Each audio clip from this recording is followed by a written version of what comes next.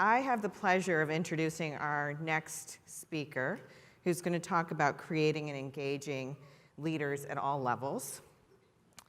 Bonnie Fetch. She began her career at Caterpillar in 1994 and has held a variety of roles in logistics, manufacturing, HR, and general management. Today, she serves as Director of Aftermarket Parts within Caterpillar's Industry Solutions, Components and Distribution Division, with global responsibility for network planning, demand management, warehousing, and distribution of Caterpillar aftermarket parts. Please join me in welcoming Bonnie Fetch as she shares Caterpillar's story of women leadership and the importance of creating and engaging leaders, men and women at all levels. Thank you.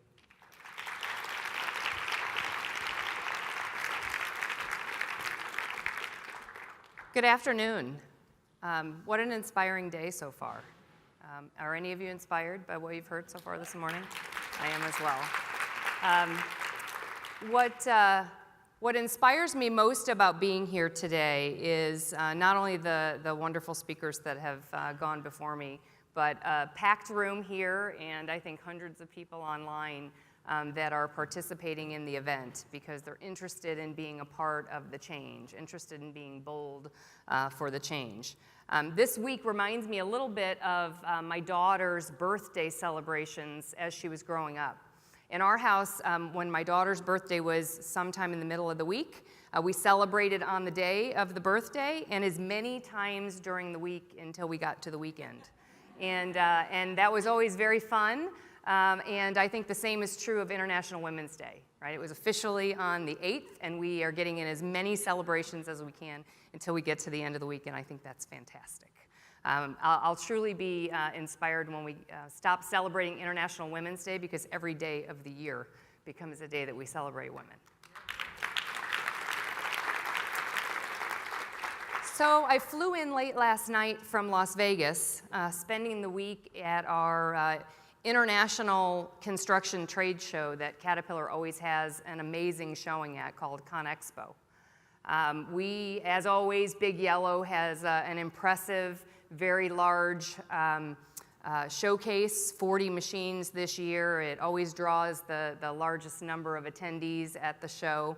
But for me, what was most impressive about this year's show, and I forgot to bring it up here with me, but I have the badge at my table, was the sea of purple ribbons that were on all of the show workers, all of the executives, and all of the business travelers for Caterpillar that say, be bold for change. So very, very inspiring to see that this year, and also to hear our CEO and our group president both talk about International Women's Day and the importance of engaging in this effort. 2017 is the first year that Caterpillar has partnered in the International Women's Day events and an overall commitment to change. And that's a big deal for us. And I'll talk a little bit about grassroots efforts and also sponsorship from the top. But really, grassroots efforts have pushed us as an organization to engage in a way that we've never engaged externally. I'm going to share the Caterpillar story with you this morning and share some statistics that, frankly, we haven't historically shared internally or externally. But we think it's an important step moving forward to share the story, the successes and the challenges, and put some metrics and some accountability around where we want to go to be bold for change. So really nice to be here and look forward to sharing it with you. So we've always believed as a company that diversity and inclusion is important. We've had a code of conduct that dates back to the very beginning of the organization that talks about treating each other with respect, not discriminating. But we recognize that we've not made the kind of change that we really need to make, particularly in the space of gender diversity and gender inclusion. So 2015, we launched an initiative enterprise-wide called Women in Leadership. And the reason that we did that was there was a recognition that while we all intuitively believed that we needed to get better, we weren't changing the numbers. So something was getting in the way. So we began to talk to, men and women around the organization to understand what barriers existed, what was getting in the way of us truly making progress. And ultimately, based on that feedback, we launched the Enterprise Initiative, which was really intended to be a catalyst to accelerate and empower grassroots efforts with senior level support. So it's an issue for Caterpillar specifically because our workforce is composed of about 20% women overall, and it's been about 20% overall for the last 6 or so years. So we really haven't made progress, despite the fact that the overall numbers of our organization have decreased quite significantly over that same time period. And only about 18% of our leaders are women today. But most concerning is that only about 9% of our department head or key job roles are led by women today. So we know we need to improve that senior level presence in order to attract and retain women into the organization. Most of our women and women leaders are in concentrated areas, and I'll show you that, but they tend to be in areas like HR and finance and legal. Diversity and inclusion drives global economic benefit. There's been a little bit of discussion about that already. I know the research that's going to be sent out to everyone is going to highlight that as well. But we know as a company that the world is changing at a pace that we've never seen before, and there's no sign of that slowing down. The implications of that are we have to be faster at problem solving, we have to be more innovative, and if we're going to do those things, we truly believe that we need more diversity in order to make better decisions, in order to be more innovative, and in order to remain competitive. And closing this gap creates opportunities for everyone. You know, someone on the panel said it earlier today. You know, it's not about slicing the pie differently. It's about making the pie bigger and creating opportunities for all of us from a growth perspective.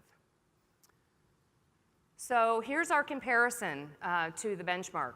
Caterpillar on the left, the first bar being our CEO and direct reports to the CEO. Second bar, there is 1 level below, and then the third red bar is 2 levels below. The middle section is heavy equipment index, so companies like Caterpillar, same type of industry. And then the third section are Diversity Inc. top 50 companies. Now you can see that we lag our industry benchmark by more than 10 points, and we certainly lag the top Diversity Inc. companies. For a number of years, and I've been around CAT for a long time, we've debated, you know, we don't have more gender diversity because we're an engineering company. It's because of the heavy equipment industry that we're in, right? The great thing about benchmarking with your industry benchmarks is you take that argument away, right? We can be better, and these benchmarks certainly show that. So we have some opportunity to improve, for sure. So our pipeline. In the fourth quarter of 2015, as I mentioned, we have about 20% women overall at Caterpillar. What the pipeline shows there is our management level employees. Leaders generally are at that second level, the SG24, all the way through to vice president. And what we've historically seen is we bring a reasonable number of people based on our overall population of women into entry-level leadership roles, but we don't get them through the pipeline.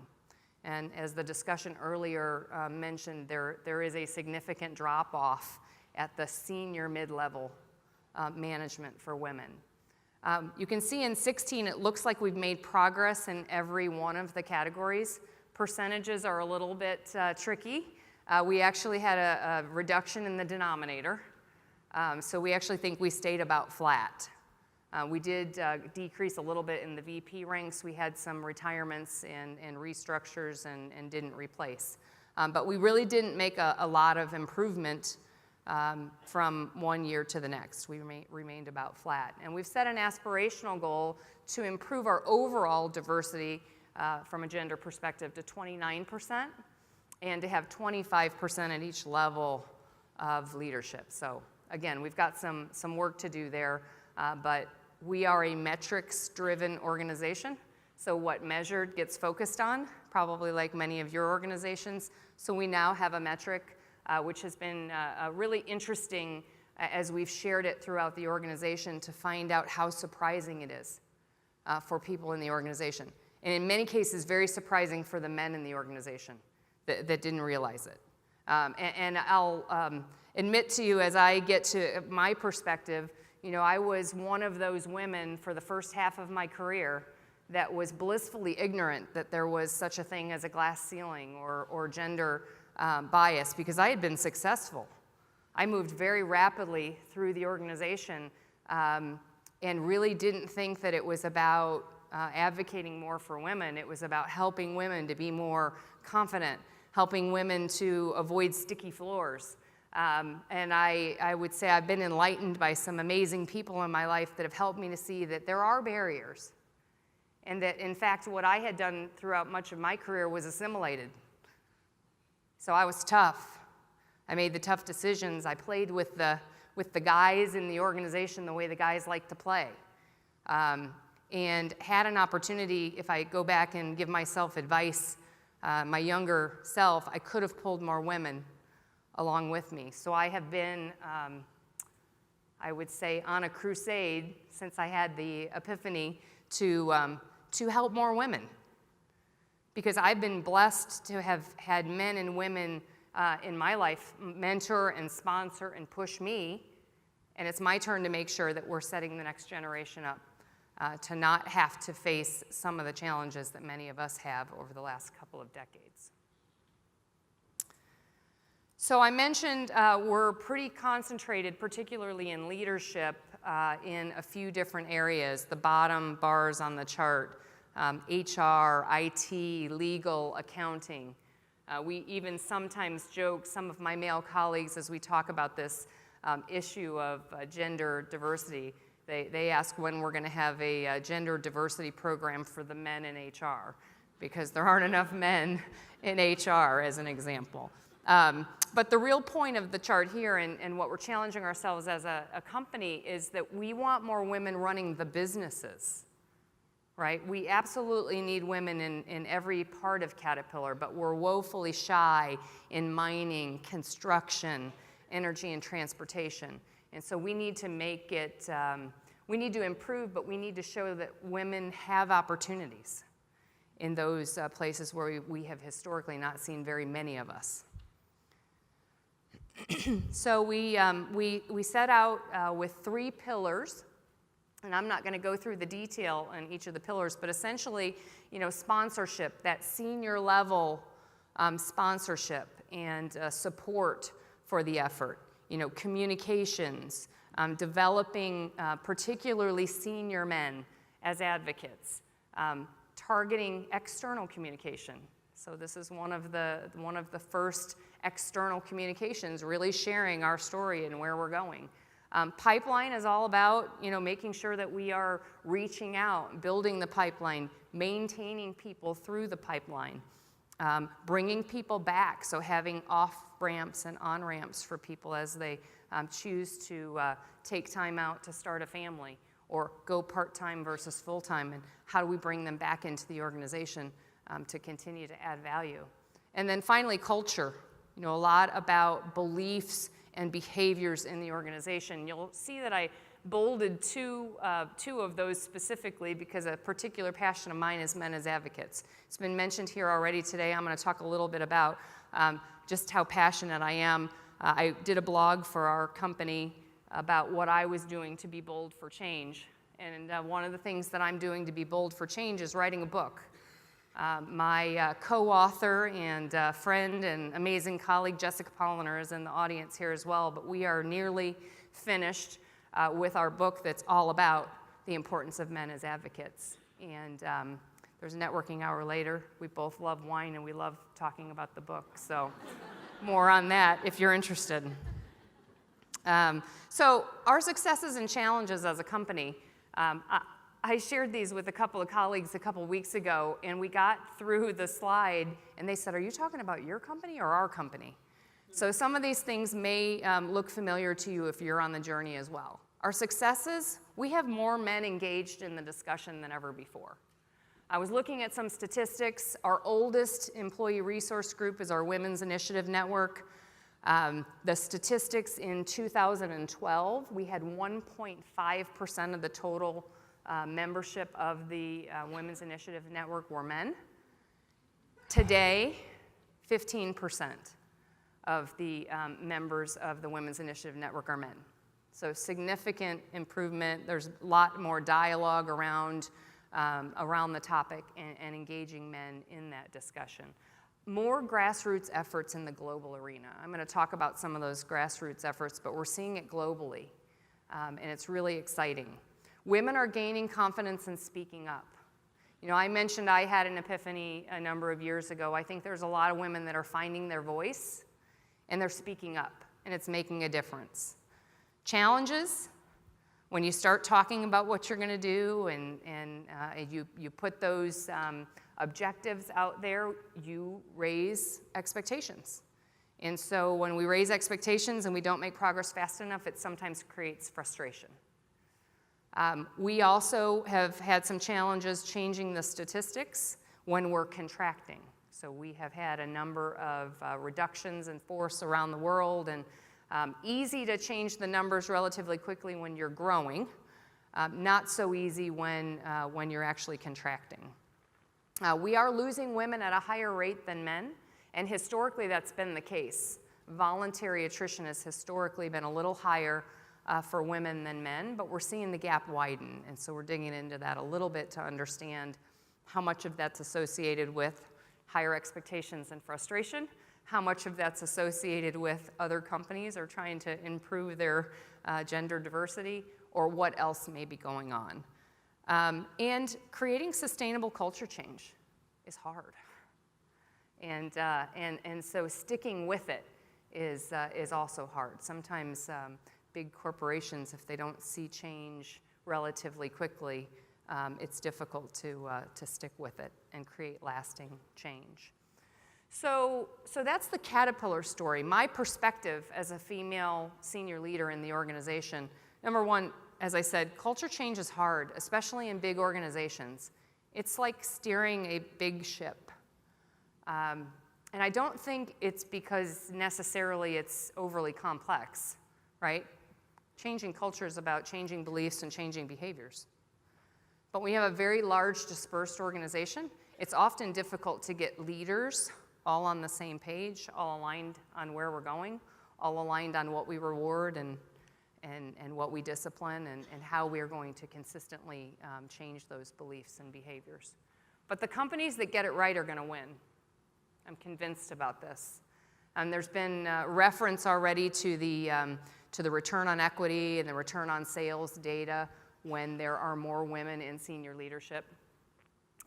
That's not only because we're pretty fabulous as women, and so when there's more of us, it's good, but it's also that diversity of thought, that different perspective.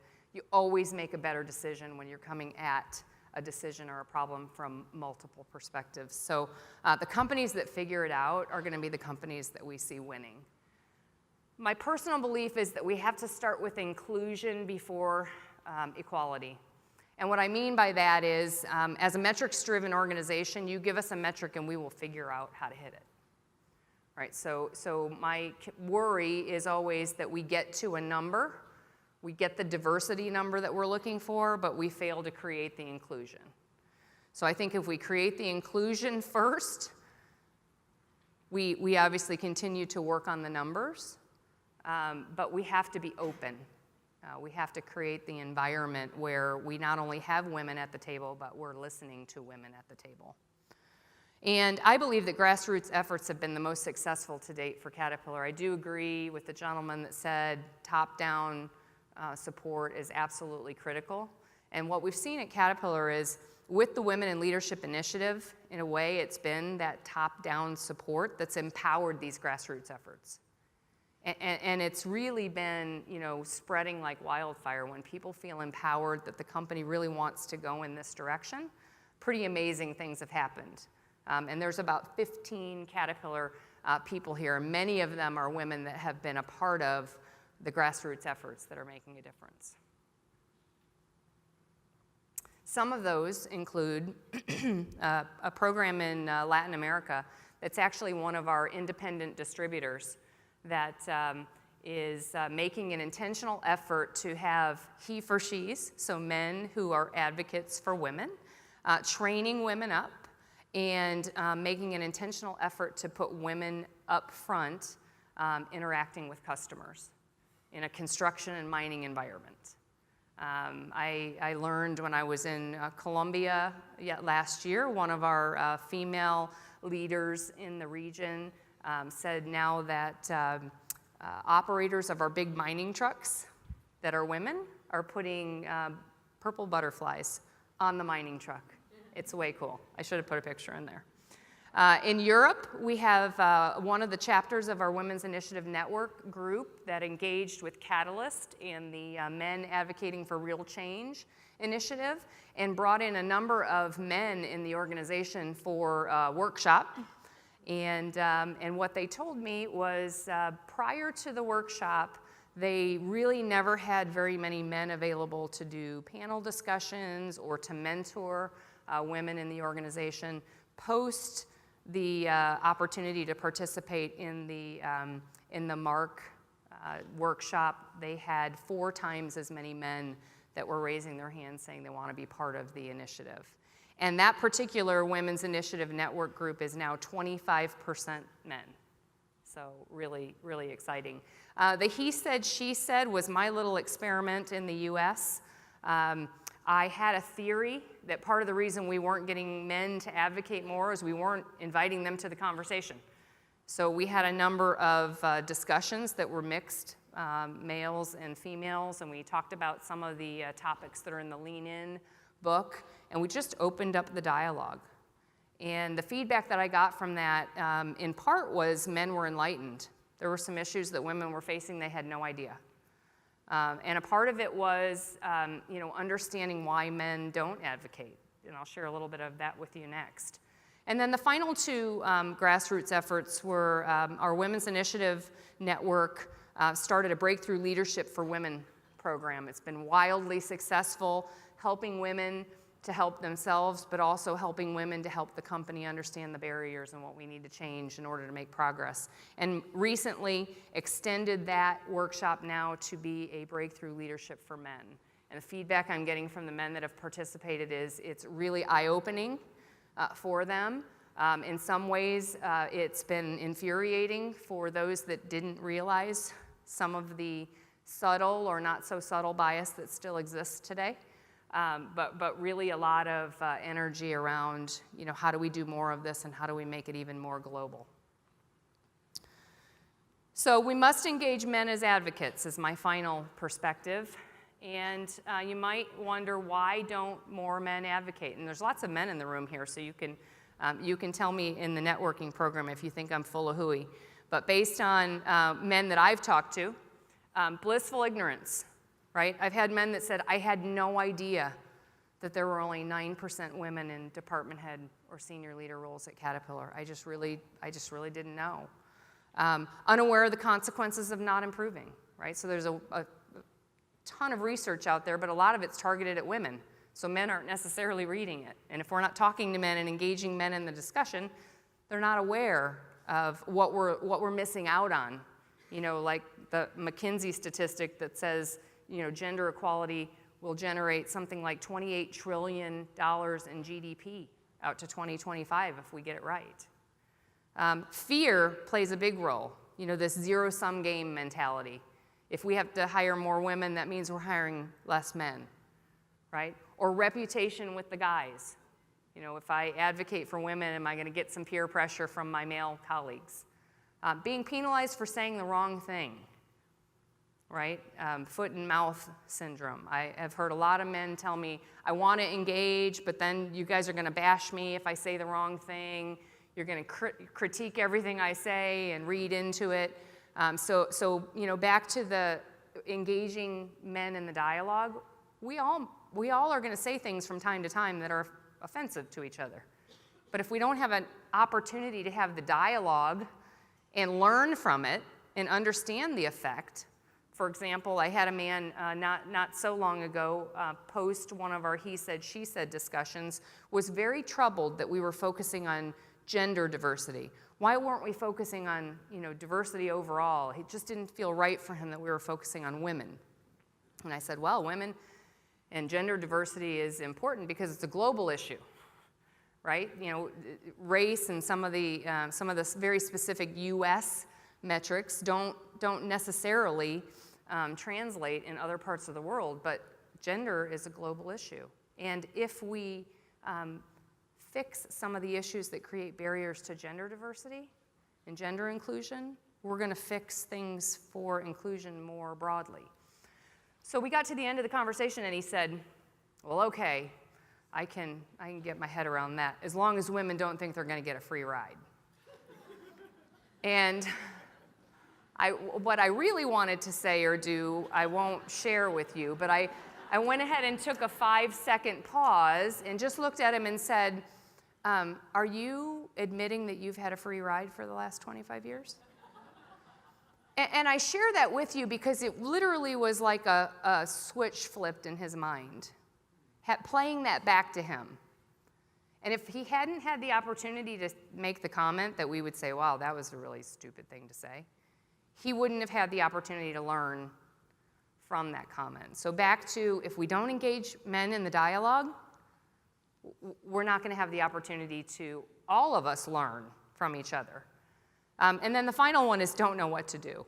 Okay, I want to be involved. Men say, I want to be involved, but I don't know what to do. What is it that I should do? And so we need to help. And certainly I'm passionate about helping men with what I believe they should be doing. So it's now time for us to learn and leverage the collective wisdom of this crowd.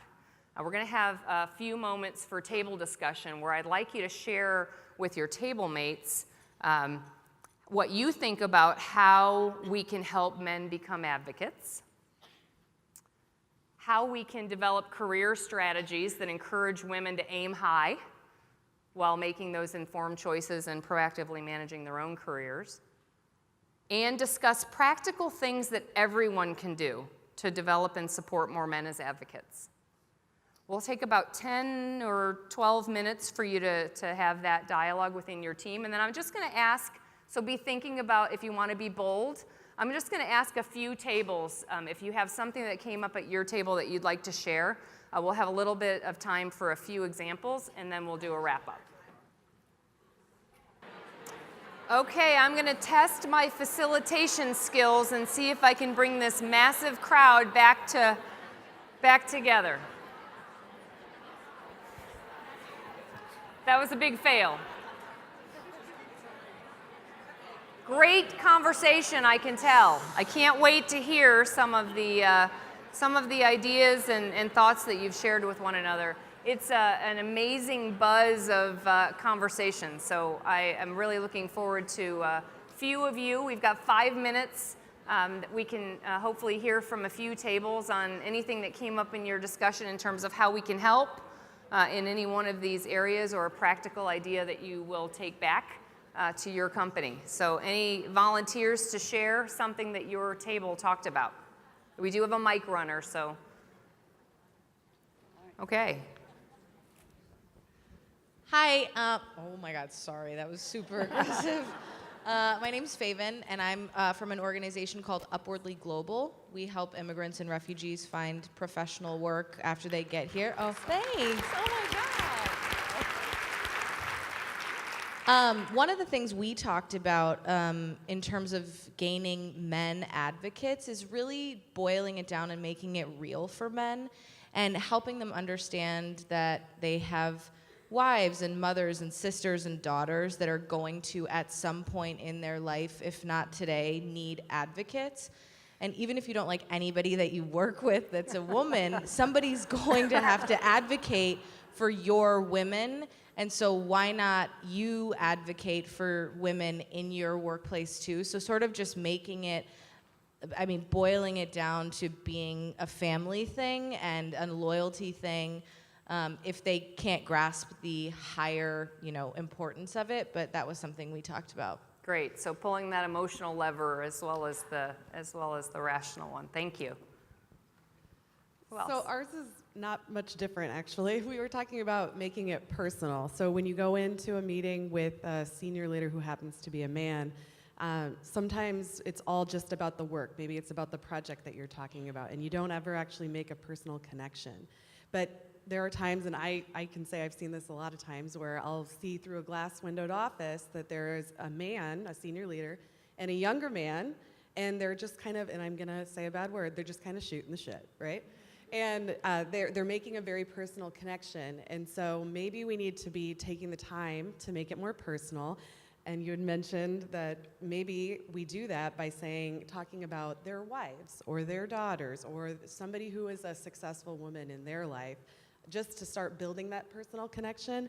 And then once you do that, then they can start advocating for you, even if you don't have to ask them to. That's great. Thank you. Over here. Hi, thank you. Our table had a conversation about the difference in generations coming into the workforce. And to help men, if you will, understand a little bit about what we're looking for, isn't not just about women. If we talk to them about what's in it for them to be more inclusive of women, is to also think about being perceived as a successful leader across men and women, right?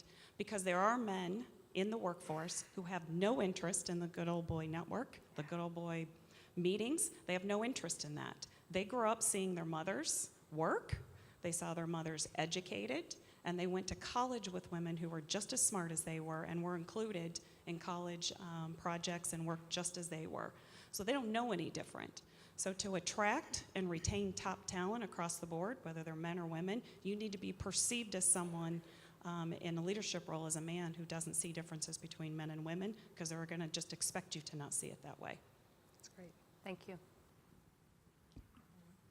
So our recommendation was, I think, a bit more tactical, but I think something that we could even strive for in the near term, which is even as early as next year, 30% of this room should be men.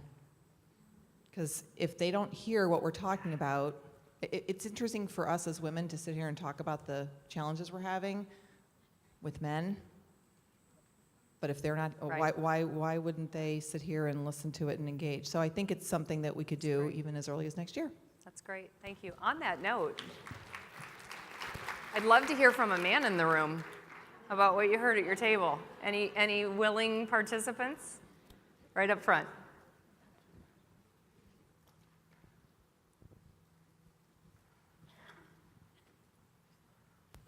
Hi, thanks. The one bit that stuck with me is just encourage the people around you to advocate for themselves, right? So I think it was, if there's a job posting or a position or something new, just go out and say, give it a shot, consider it, right? Because I do think whether it's learned or cultural or whatever, there's a little bit of a difference between men who are much more adventurous knuckleheads by trade, right? And the women who tend to be a little more conservative when it comes to career. So I Very think good. that encourage somebody and sponsor them. Thank you. I think we have time for one or two more in the back. Yeah, I work in a group here at Accenture, and our business leader actually said to all of our people in a staff meeting, he said, if you're going in to talk to a client and putting forward a proposal and you're walking in with all men, you've lost before you walked into the room. And that was very powerful. Yeah, good. Have one over here.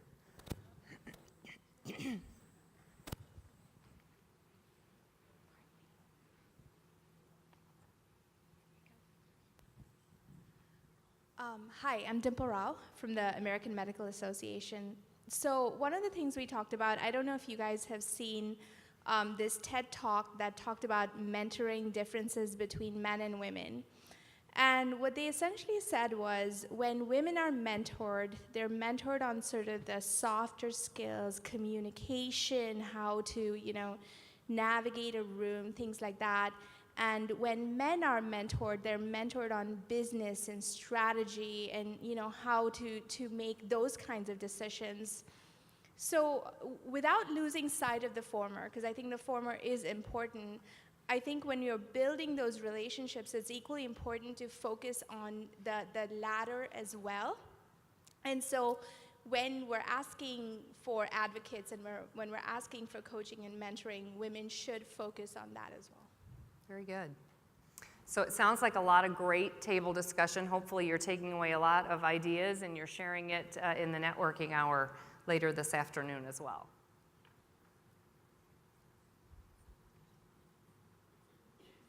Sorry, there we go.